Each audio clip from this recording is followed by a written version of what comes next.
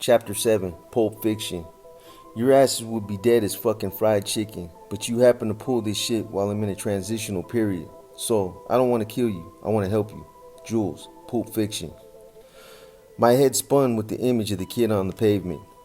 If he didn't die, he would suffer for months, drugged and numb from his injuries, fearful of leaving his house, worried about gang retaliation.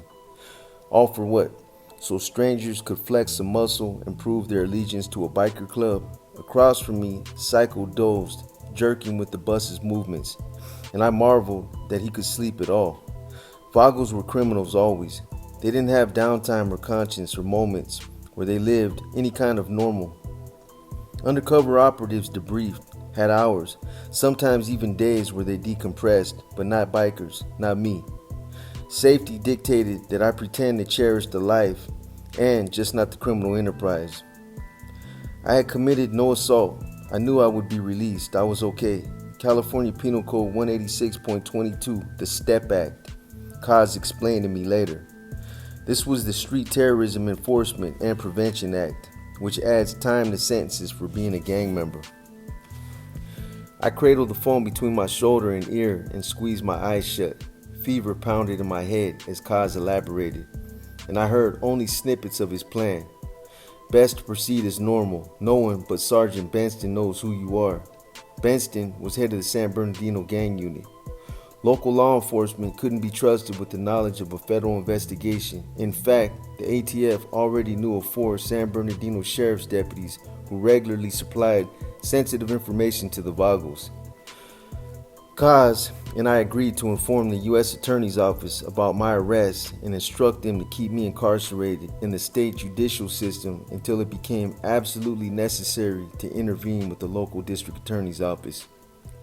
The judge set our bail at $50,000 each. Psycho looked smug. He planned to be gone the next morning. He had people on the outside with cash.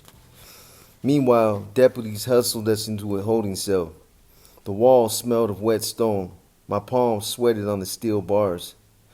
Psycho crouched low. His toes, the only body parts without ink, were exposed through the jail-issued sandals. They looked unnatural, sickly, white like the underbelly of... They looked unnatural, sickly, white like the underbelly of a fish. He mumbled something about scalping off his Vagos tattoos and denying any affiliation with the gang.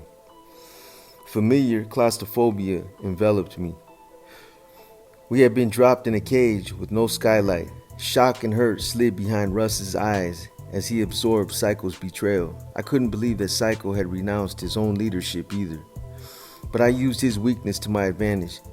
All color drained from Joe's face. Hang-around Walter clenched and unclenched his fist. Puffy bags framed his pale eyes. His expression cold and distant, broken already by a system meant to break people like him. Deputies targeted Walter, Joe's half-brother, and pegged him as a Vago. Because he was already on parole, they placed him with the Aryan Brotherhood, where he received lockdown in a super maximum security unit. Survival instincts kicked in. My emotions shut down, and although I knew my fate was temporary, the knowledge didn't erase my apprehension. At least for now, I was a gangster and a felon. According to the jail's classification system, I belonged in the murder unit. This newer facility was an octagon-shaped jail containing a single guard tower surrounded by 6 steel tanks, 36 cells, 2 levels deep. Each housed 70 killers awaiting sentencing. A glass front panel allowed deputies access into each coffin-like containment. We were shuffled inside, segregated by race in our cells. The F-tank, dubbed the Fag Unit by inmates, held the transvestites and homosexuals. Psycho and Bandit shuffled apart to different tanks opposite of mine. I squeezed into the C-tank with 6 other whites and several Hispanics and blacks. Deputies led Joe, Rust, and Walter to different units, and I lost sight of them. Each tank served as a microcosm of society, a cultural pocket that dictated rank and protocol. And although the guards controlled by force and dissent, real manipulation existed inside among the inmates. I never got used to eyes watching me or the constant noise, moans, screams, toilets flushing, chains rattling, batons smacking against glass. We pissed, shit, slept in front of someone. But the dehumanization began with the clothes, shapeless orange shrubs made of cotton. But the dehumanization began with the clothes, shapeless orange scrubs made of thin cotton. Tough killers reduced to convention and sameness. The strong survived, the weak shriveled with fear. I could do this for one night. Warm air constricted me like a noose around my throat. The normal process was to post bail. The next morning, Psycho and I, chained together, attended our bail hearing.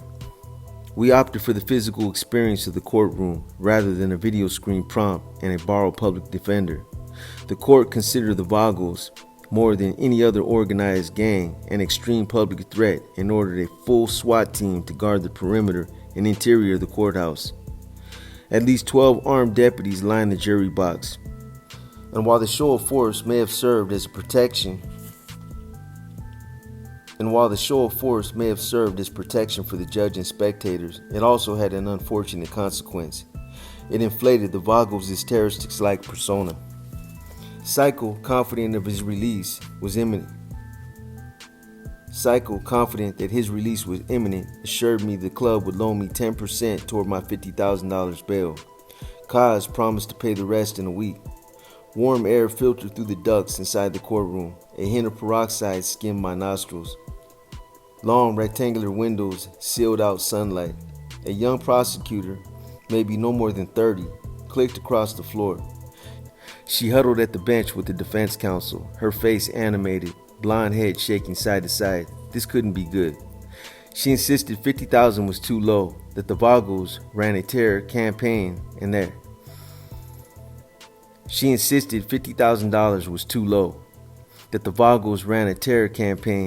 that their brutality knew no limits.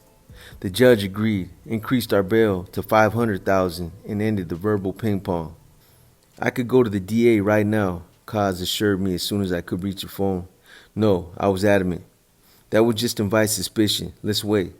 None of the witnesses had mentioned my involvement in the fight. I figured the DA would either reduce my bond or drop my charges altogether based on the lack of evidence.